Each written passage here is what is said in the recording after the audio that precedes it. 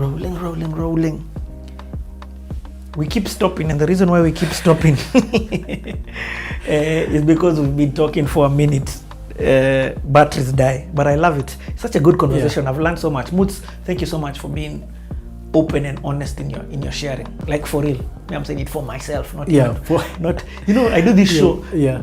It confuses guys because like times like now when I interfere and talk, but the reason why I do it is for me.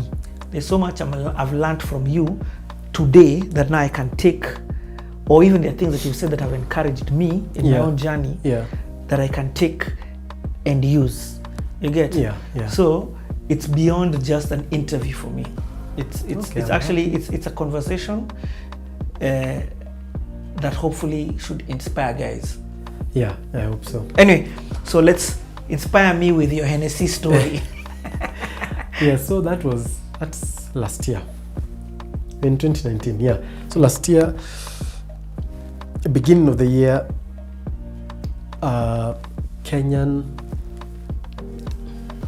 lady, I think I should not name names. Anyway, yeah. So this Kenyan lady, but she does talent scouting. She'd been asked by some people, the Hennessy brand in France, to just suggest numbers because they're looking for creative entrepreneurs doing things, different fields, but creative entrepreneurs. And my name gets forwarded. And I even think I got a call from Biko Zulu, who'd also suggested my name.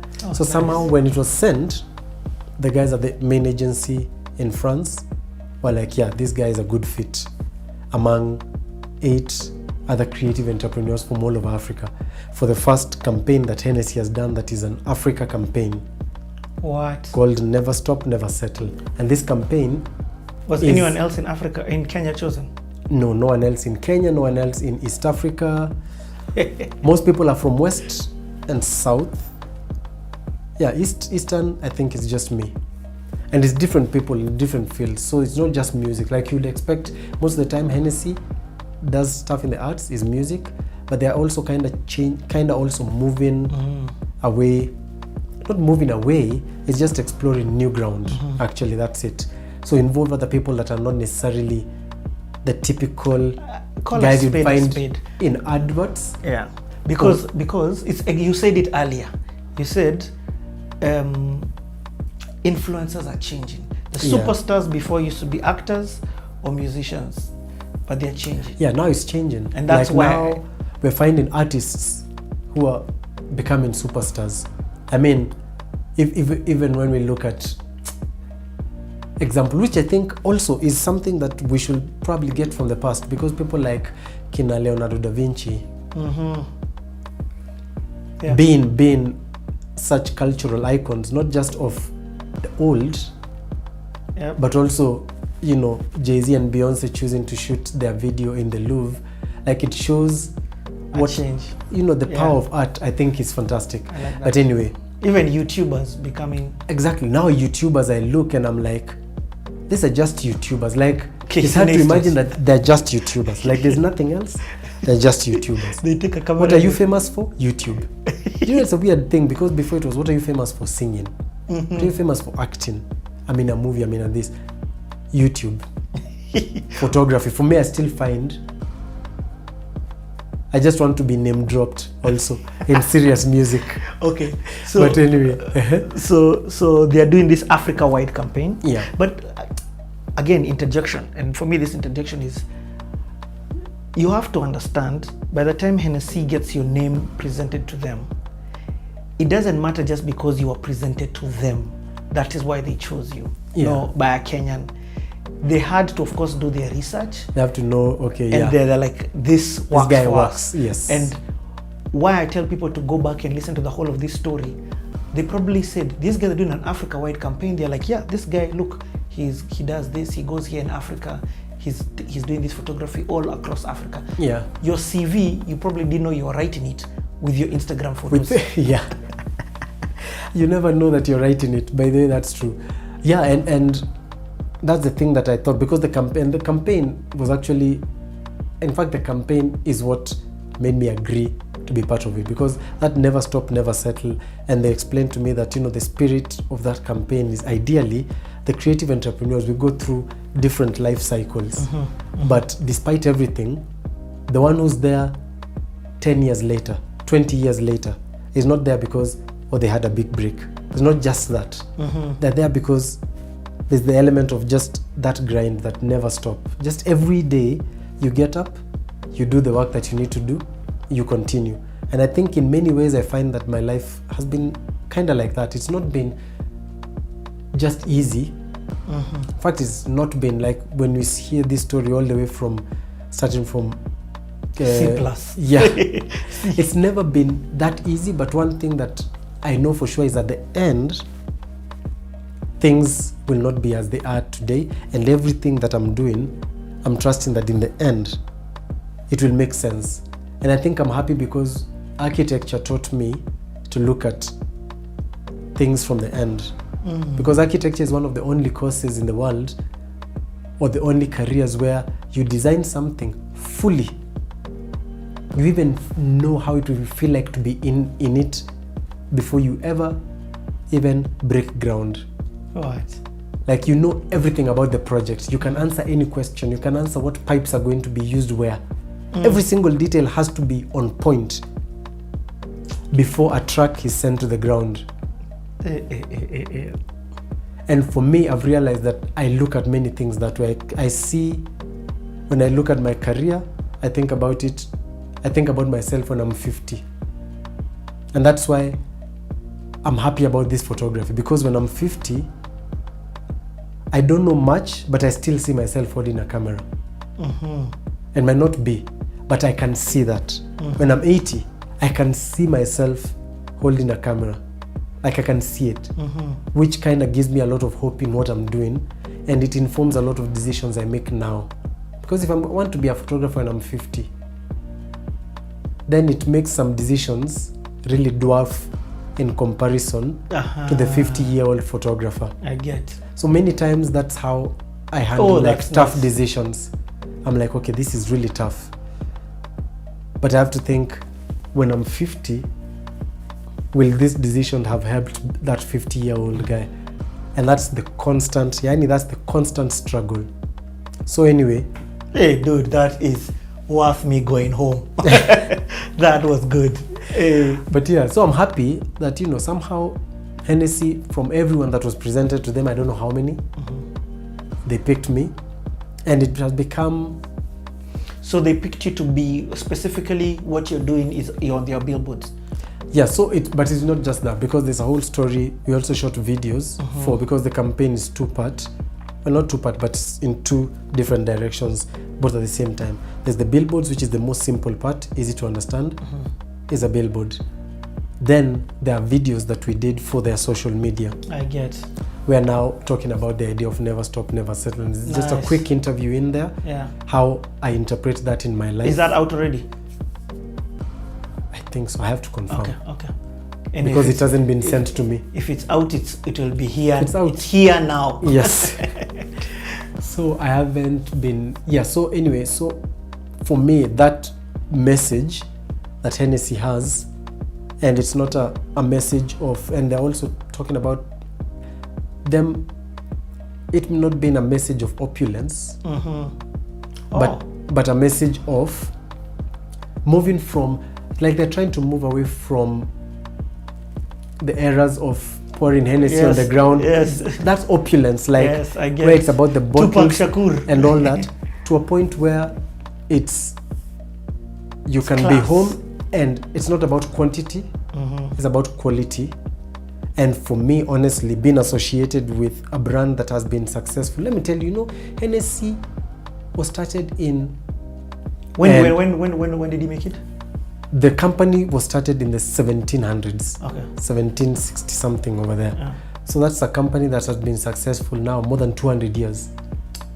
First of all, even before anything, I think any company that has been there and still there 200 years, the association with them is a good association. The fact that they would want me on a campaign about grit Yes. and value over time. Yeah. For me, It's an honor. that was validating. But yeah, so the story, so when I met with the head of Hennessy here, he told me the story about how this guy used to have, like in the days of US jazz, when it was still underground and in the back clubs, he used to go with this drink, and then it was just black people. He will be the only white guy over there, and then he will be like, I have this, just try it. And people will try it, and that's how it got into the culture of music. And so Hennessy, being in music, was part marketing but part almost authentic. Like, it's just black people have just loved Hennessy for so long because it was in them from the beginning days, the days of jazz. So by the time these rappers were getting into it, their forefathers already had been it's already, in fact, it was already able to be on their lips. Yeah. You get what I mean? So I found that really interesting, and I was like, no wonder there's a big music DNA in Hennessy. But also, he told me how they're being deliberate with moving towards other art form, because in music, it's done, it's guaranteed. Like, there's a good market and it's fantastic, and they don't want it to go away. But they also want to show that they're supporting other different arts and artistic endeavors that are not necessarily music. Nice. Which is why even I, a photographer, is now on a Hennessy Billboard. And you're going to be there for the next 3 years. Therefore, I know the campaign is active for the next... I knew it was active for this first quarter, but the billboards are still on, so I guess it's going on maybe for longer in the year. Yeah. But also I've been told that the billboards mine have started popping up in Lagos. Some friends have been sending me pictures. What? So I'm happy about that. Because I you can't buy that. Yeah. When I was in Joburg, because the idea is that this advert will be all over Africa, but different ones. So in your country, you might see your country person if they were part of it, and a foreigner. Like in Kenya, if you notice, it was me, and it was that guy. I didn't notice the other guy, just not the moods. But now it's me and another chick, the dancer. Okay, yes. So in Lagos now, I'm there and someone from Lagos. So they're making them up so that it's all over the continent. You can't buy that kind of market. So I'm like, I'm happy for people, because like a guy sent me last week. I was like, hey, look how we bumped into in the mall. They sent me a picture, it's my Hennessy ad. I'm like, this is so dope. That is crazy. Yeah. Okay. I promise I have 2 more questions. In fact, they are segmented, because otherwise we'll be here for 4 Otherwise, hours. it's true. It's true. Because stories can never end. You've been doing too much. But I didn't want to leave Unscrambling Africa on a so you flew back because we're broken leg again. Yeah. You went back. You finished. But yeah, we did go back. So I came back, I healed my leg at least to a place where I was ready to go back. And then we got back on the road to finish what we started. So this time it took us 104 days on the road, in that car, cooped up in that car. We traveled more than 18,000 kilometers. We went into all the countries of Southern Africa except Angola. Not because I don't like Angola, I just found out that it's a Southern African country while we were already on the way. So the paperwork entering. So I'm like, and we need visas there. I always assumed Angola was Central Africa. But apparently it's Southern Africa. It's under SADC. So yeah. So anyway, so we did that, came back, it was successful. And then, of course, after coming back, but at the same time, it was a very tough trip. I mean, and I'm not saying that just for the optics. When you think about it, like, it's one thing that we will discuss well later for the videos of the project. But when you think about, because when we went back this time, we could only be 2 of us. Joe was with us like half the way, and then he had to turn back. Lulu, because of her young baby, could not be with us. So it was just Josh and I. And so most of the way, at least 3/4 of the way, it was just Josh and I. And for that time, just to get an understanding, the 2 of us were, for the project, I was a photographer and Josh was the videographer for the project. At the same time, for the trip, we were the drivers for the trip. At the same time, we were doing financial management, doing production.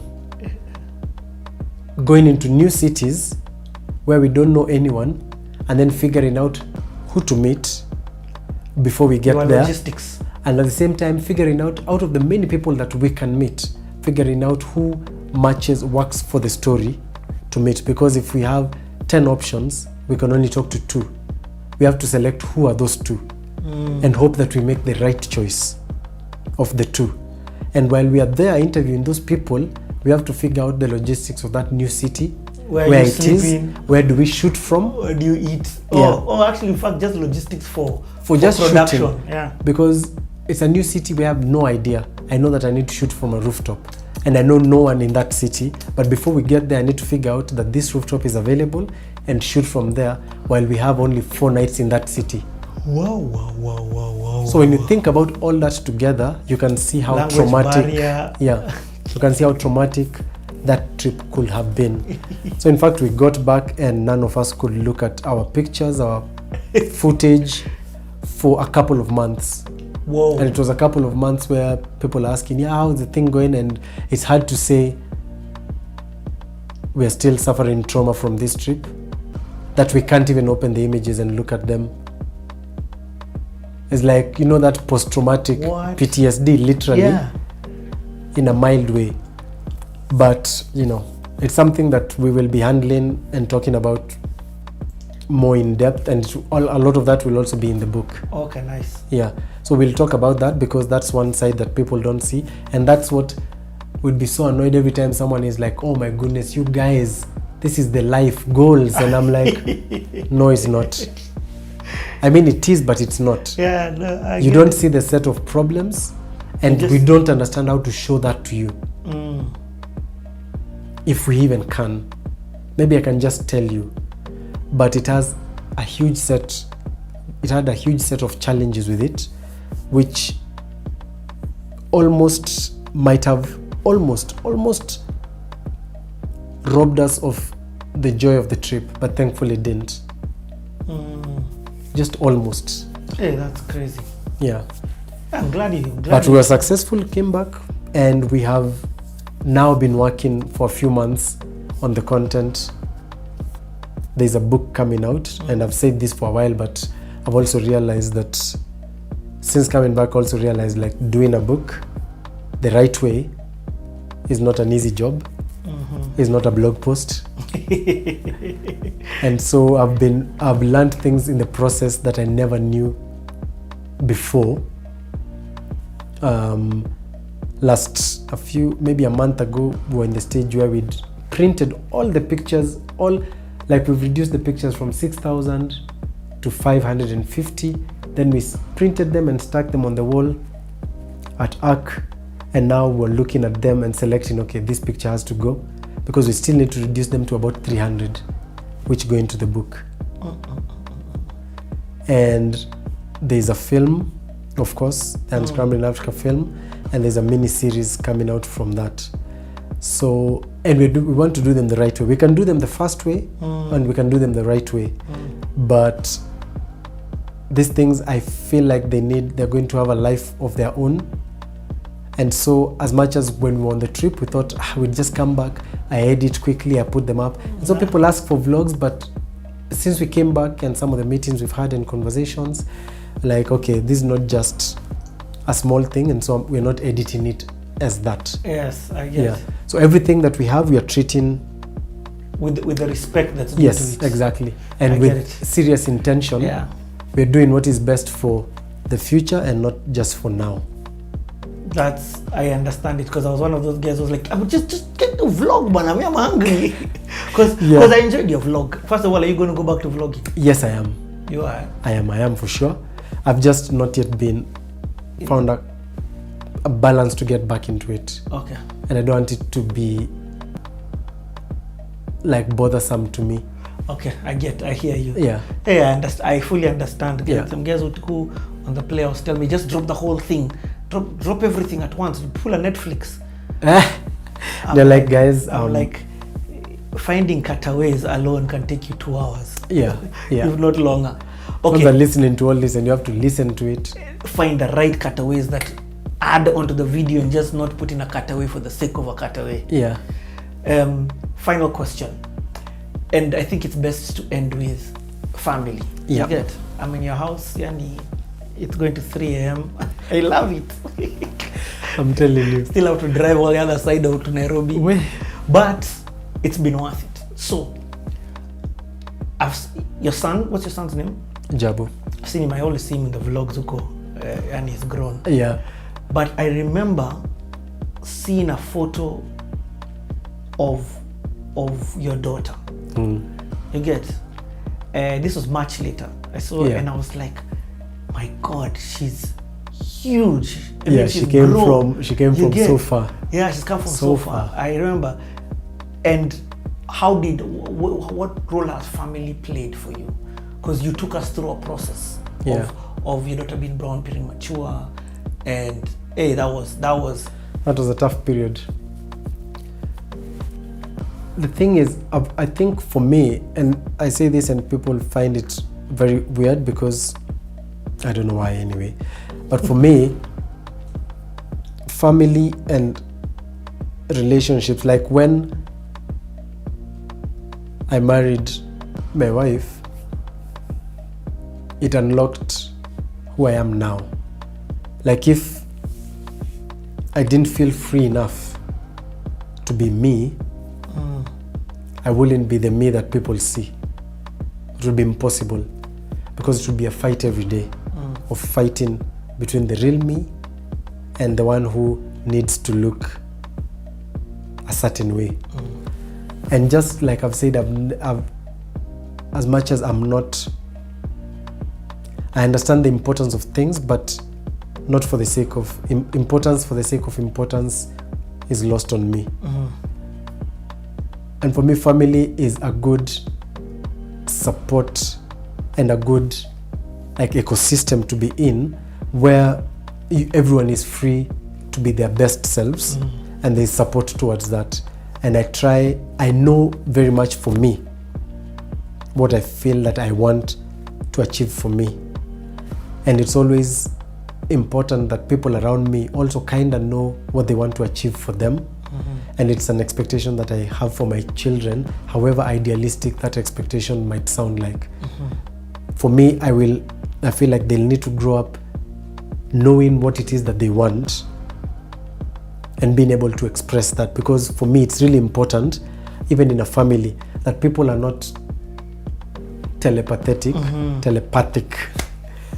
They will need to, you need to communicate what it is that you want to achieve. And for me, honestly, my family has been a safe place in a way that in some ways I don't feel like I had growing up. Because I had different forms of childhood. It was supportive, but at the same time, it had its own problems. And with my dad leaving and all those things, like the full support of being in a safe place was not always there. And I'm really hoping that for me, I get, like the same way I get it, that I can provide it for my wife, for my kids. And in my house, people know that here you can be anything that you want to be. You can do anything that you want to. Just do it. As long as you can imagine it, tell us how can we help you, and then just do it. And I really hope that that's the environment that I actively and intentionally foster. And that's something I might have picked up also from my mom, because I feel like for her, she was really intentional in every single thing. So that part is a thing of figuring out. But I'm happy that even with my kids, like the kids came in and I feel like I found a new level of freedom from having children than I expected. Because I look at them and I'm like, you guys can't grow up me and your mom showing you that there's only one way to be adults. It would be so unfair to you if that happens, if we only show you this way and not show you that there are so many options, that maybe we chose this, but there are all of these options. And so I've always tried to be as hard on my daughter as I am on my son, and as soft on my son as I am on my daughter. That one is... So that balance is where I'm trying to exist, so that it's, I'm there, but at the same time, I can live and just look from the side. Because also those things are what is personal for me. I feel like when I was 18, I kind of had to fight for my freedom, like fight it so much. My mom was a single mom by then. I don't know if that caused anything, but I remember that she was very protective of me and me living, and it was a bit of friction. And I think it's not a unique situation. There are many people who go through that. But I would hope that my kids, probably with my understanding, they don't have to fight for their freedom, that I will realize when to let go and when to, like, know when to hoover and when to let them be free range chickens. So I don't know, like, I feel like family, just like in photography, every single day brings a new thing. Every single day the kids are changing, and I'm just happy to see them grow. Now with, like, my daughter that way, now she plays outside and doesn't need any adult to be watching over her. And I can hear kids shouting her name. I know she's harassing some people, and she really knows what she wants, and she vocalizes it, and I'm so happy about that. So I look at her and I can't see that small child born premature who was literally like this size of this palm. But I think, you know, it's amazing. Hey, dude. It's amazing. It's amazing. Parting shot. I feel like there's one that you give parting shot, particularly to photographers. Or actually, no, just cut it just short. for life. Yeah, it can be in whatever you want to say. Because we've talked a lot. We've talked many things. Yeah. But the summary of most things, anyway, summary of most things will be, first, that your life is your life. Any negative or positive consequences of actions that you take are yours. This could either free you or cast you in chains, but I hope that it frees someone in knowing the idea of living according to systems that other people built for their own purpose, I think is lost in its purpose.